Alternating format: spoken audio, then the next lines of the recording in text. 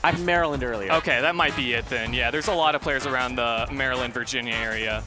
But the main thing about Robert is he is very textbook. And once you're off stage, he follows a very set system of what he does. He goes through all the motions, and he's just, it almost feels like you're playing against a robot or something. It's just, it's very one step, two step, and you go in a pattern against it. Got you. Okay, well, we're going to get into our next match here.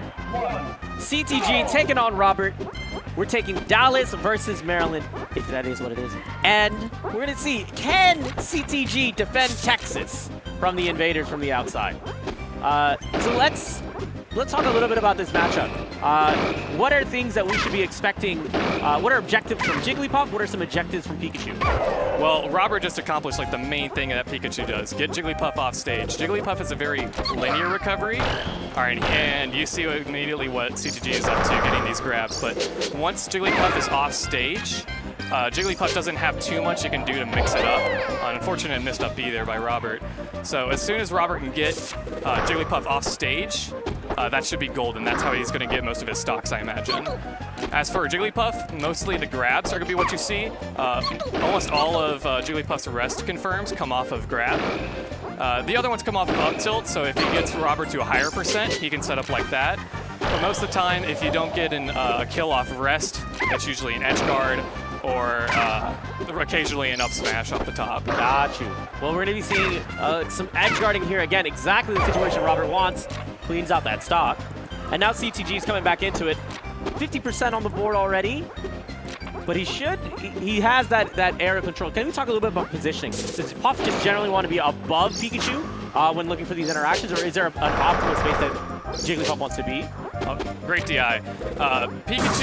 Pikachu wants to be attacks horizontally usually. Puff likes to be above Pikachu's result. You'll see a lot of times, I imagine, when just they're in neutral and they're not really doing anything, CTG will likely retreat back to top platform, or at least towards, as you see, towards to the top middle of the stage, because that puts it in a great position. He gets a lot of stuff off down air. It leads into grab. It can get to up tilt rest, stuff like that. While Pikachu, on the other hand, has really good horizontal mobility with up air and back air covering a lot of space. So it's fine that if Robert stays above Jigglypuff, because Jigglypuff wants to be there, so it's disadvantaging CTG by him staying above. Ooh, looks like he's going to be able to get it out that fair and that rising up air. Ooh. Snatches back down. Yeah. And that's going to do it. Now CTG trying to see if he can find his way back into this one. No percentage done. But that's the beauty of this game, is that at any time, someone is always a threat. Yeah, especially Puff, even still. Rest doesn't kill super duper early, but as long as the opponent's around 50-ish%, this might be a rest right here. Case in point. Yeah, and that'll kill right there. And it's a guaranteed kill, again, around 40 to 50%, depends on the character. So Puff obviously still has that factor. Gets hit by the pound. Let's let CTG come back to stage. This is anyone's game. I know that the percentages are there and it's roughly 50% differential, but either of these guys could really come out on top here. Who's gonna clutch it out? Ooh, drop down dare, okay, set up again. The edge guarding situation that's been so beneficial for Robert continues to pay out in spades. Even he just goes, yeah, I mean, I just hit it. Yeah, the only thing that would have saved CTG there was getting back on stage, immediately getting a grab. Yeah. Because that could have led to a rest and changed the whole situation around. Wait, what is that he's holding? Is that a yo-yo? Like what? Was it on the table? Yeah.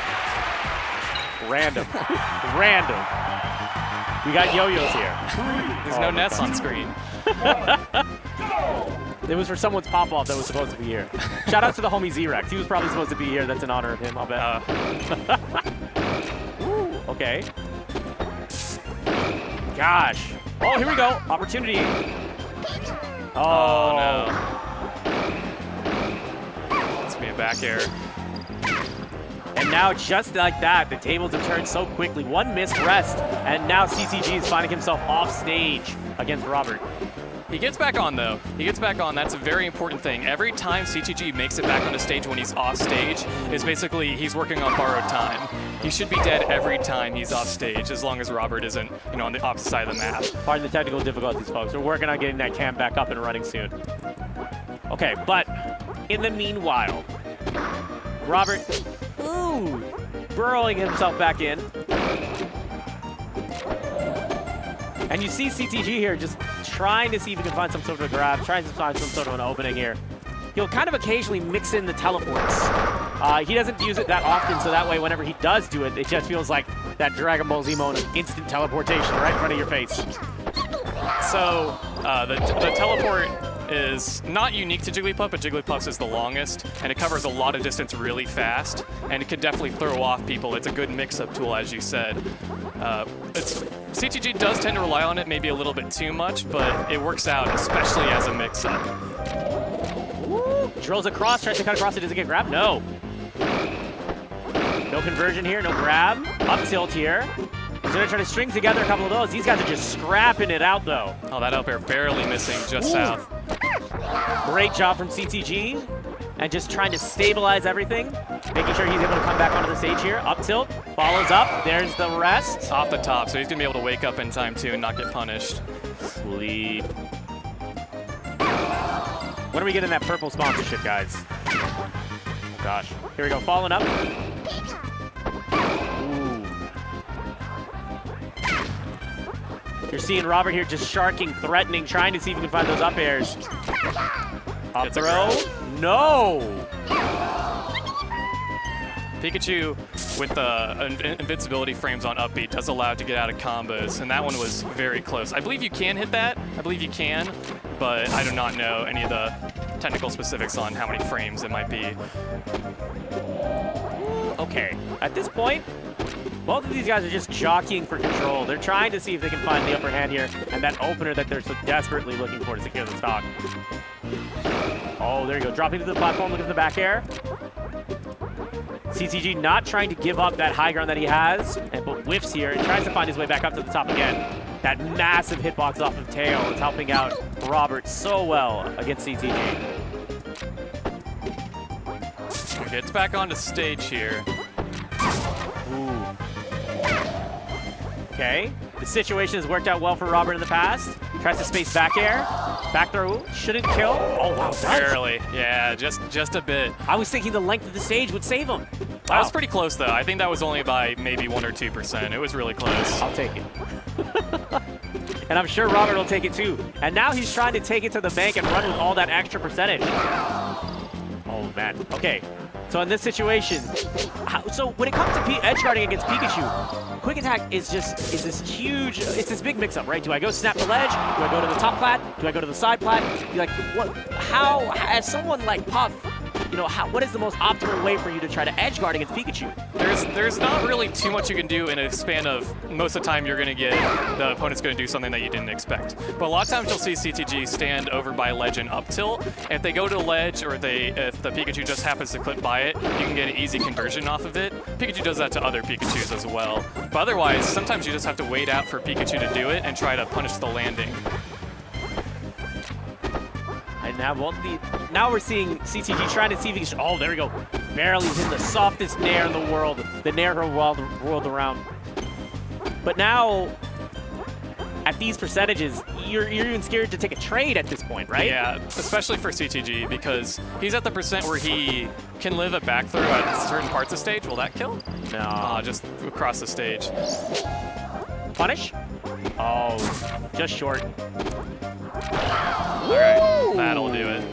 That was clean. I Yeah, like that. It was a clean conversion. CTG can still do it here. Weak nair, grab, up air, up B can still do it, but the dare will put CTG in a disadvantageous position for sure. Drop off nair. He was trying to catch Robert slipping. Tries to put a nair like right on top of him, see if he can clip him into the back, into the stage. No such luck. Whew. And that's going to do it for Robert. Robert's going to go get one more game ahead on CTG. Is there anything that you've been seeing maybe that CTG can kind of help him deal with this matchup a little bit more? Any mistakes or maybe adjustments that you would recommend? It's hard to say because, again, of how mechanical Robert tends to play. I mean, maybe keep his distance a little more, try to keep top plat a little bit more, but... Be a little bit more patient. Yeah, Be a bit smarter about his engagements, taking his time. Try to keep his space. Forward throw. There you go. Nair's off the edge, follows up with up air, takes him to the side.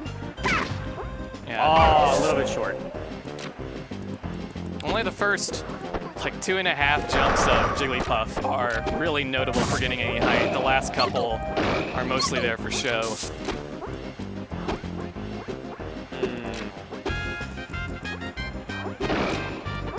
Gosh, when it comes to playing around such a massive, with like a long hitbox like that up here, is there any suggestions of kind of how to kind of approach against something? Is there ways that you can clank, or should you be mostly thinking of how you can dash out and kind of come back in and try to punish the landing lag? What are things that you can keep in mind when dealing with spacing against someone like Pikachu? One of the things that people don't know about Pikachu's up air and up tilt is that Pikachu's tail does not have a hurt box on it. So it's less likely to make trades, for example, because you won't hit anything of it. You'll just end up hitting the same hitbox that's on. It's a back throw. But as for up air, since it covers such a large distance, a lot of times it can just be better just to wait it out and see what happens. Try to keep your own space about it. Otherwise, if you have a really disjointed aerial, such as Puff's snare, you can try to narrow it out like that, since it does go in circular motion. So after a hitbox is moved from its initial position, you can hit Pikachu then. Makes sense. Robert right now is looking on a 4 stock. If he can close out this stock here, man, that'll be 3-0 against CTG. One of the best Dallas has to offer. CTG, of course, saying nope, put me on the board. We're gonna take one of those stocks. I've seen CTG do some crazy comebacks in my day. I wouldn't count him out. Oh yeah. Oh. Yeah, he only had like 1 jump left, and that's gonna do it. For 30.